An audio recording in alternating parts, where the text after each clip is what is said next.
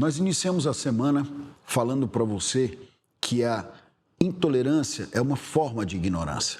É uma forma do ser humano expor o seu lado mais cruel, o seu lado mais sombrio, o seu lado mais sinistro, né? Aquilo que a gente tem de pior dentro de nós. Por outro lado, a gente também estabeleceu e mostrou para você a importância de você temperar a tua vida com tolerância diante dessas situações, demonstrando que você não tem ignorância, demonstrando que a sua forma de enxergar a vida e as coisas é diferente. E diferente por quê? Porque você respeita a opinião alheia, respeita a orientação sexual dos outros, respeita o comportamento das pessoas que pensam diferentes de você. Respeita a individualidade de cada um e consegue conviver com bom senso e tolerância diante dessas situações. Se assim não for, você vai se comportar de maneira intolerante e, de certa forma, vai estar sendo ignorante. E como é que você pode jogar fora a oportunidade que Deus te deu de ser um ser pensante? Isto é ignorância. Racismo, comportamentos imperialistas e radicais são manifestações de ignorância da consciência humana. A gente também falou para você que a intolerância é a maior força desagregadora do mundo. E você pode perceber isso através do comportamento entre os povos.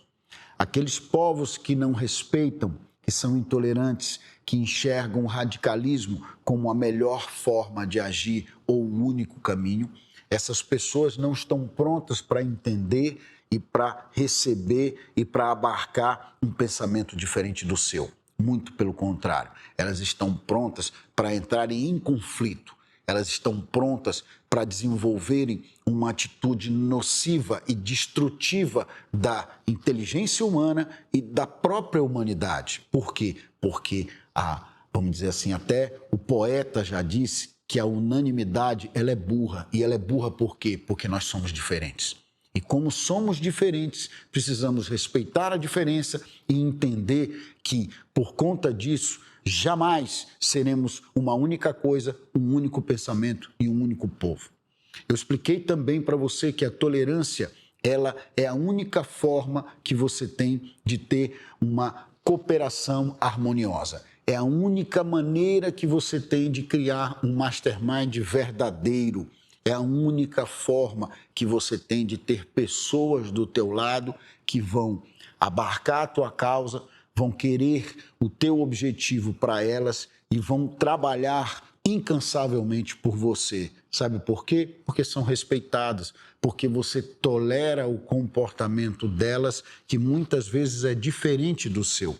Você tolera a orientação sexual, a orientação religiosa, a maneira política, muitas vezes, da pessoa se comportar e de enxergar a relação humana. Isto não importa dentro daquilo que nós estamos juntos para fazer, que é o quê? Cumprir a missão da empresa, desenvolvermos um objetivo comum a todo mundo. As nossas crenças individuais, elas ficam do lado de fora. Elas ficam guardadas no respeito e no comportamento que nós devemos ter com todos os membros e os integrantes que fazem parte do Mastermind. Eu expliquei também para você que é somente com a tolerância que é possível você aceitar essas pessoas e a diferença que elas significam dentro do grupo. Você vai ter, e eu também citei para você, muitas vezes colegas que vão trabalhar ao seu lado e são pessoas que gostam de tatuagem, gostam de um penteado de cabelo Rastafari, gostam de músicas que são diferentes das suas, mas que trabalham e almejam a mesma coisa que você, querem o resultado da empresa, querem o bônus, trabalham 12, 14, 15 horas por dia e somam ao time de forma incansável, mas pensam diferente de você, se comportam de forma diferente de você, têm uma forma completamente estranha à sua de ver a vida e as orientações dela.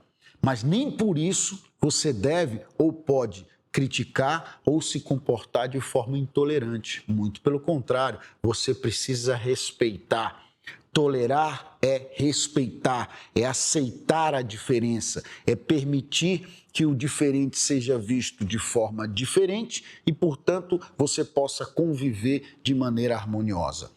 Eu também, por último, expus para você o papel da religião na tolerância humana. O quanto a religião, por um lado, foi muito importante para gerar um comportamento e uma civilidade entre toda a sociedade até hoje, como ela fez esse papel de trazer a mansidão para o ser humano, de fazer o ser humano enxergar que existe vida após a morte, que você deve se comportar de uma maneira prudente, de uma maneira respeitosa e de uma maneira absolutamente, posso dizer, rica diante das outras nações e diante das outras pessoas, para que todas as pessoas possam viver essa diferença com respeito e com humanidade.